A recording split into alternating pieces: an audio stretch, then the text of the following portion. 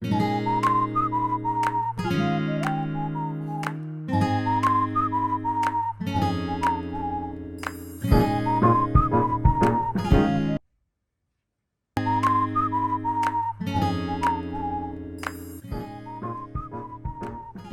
は材料の方を説明します。まずこちらのダイソーで入手しました蓋がついているものになります。蓋がついている方がホコリなどを気にされる方は便利かなとも思います。そしてドライフラワー。ドライフラワーの作り方については概要欄の方にリンクを貼っておきます。ワックス、ジェルワックスになります。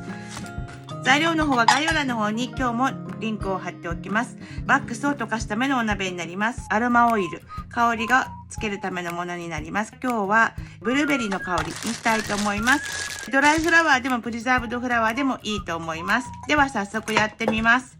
まずこちらの方にデザインをします。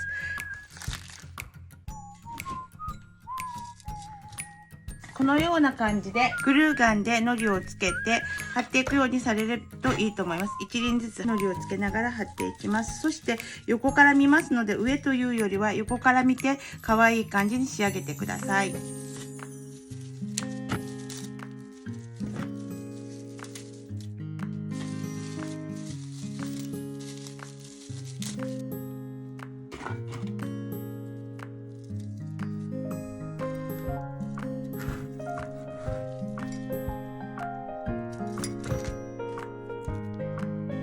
こんな感じで横から見て綺麗なように仕上げていきます。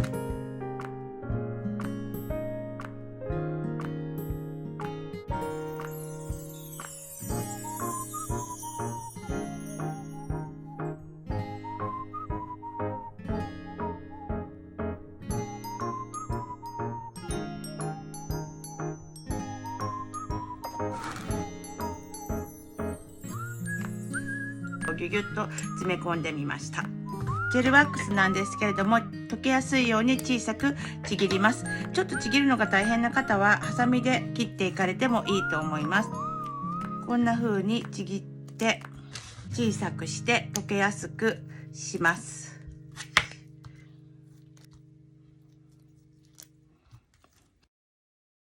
ワックスの量ですけども、瓶の大きさに合わせてご用意ください。ジェル用のワックスですけども、一度溶かしてもまた再度使うことができますので、繰り返し使うことができますので、そのようにしてください。大丈夫です。ワックスなんですけれども、とても温度が高くなりやすいので、そこは気をつけてください。お水のようにグツグツグツというような感じにはなりませんので、熱くなっていることに気がつかないことが多いです。温度計を持っていらっしゃる方は温度計を使って80度ぐらいになったら余熱で溶かすというようなことをされてもいいかもしれません。急に熱くなりますので、十分と気をつけてください。では溶けたらこちらを加えていきます。量にもよるんですが、しっかりと加えてください。加えれば加えるほど香りが来てくれると思います。加えたらこちらの方をこちらに注いでやります。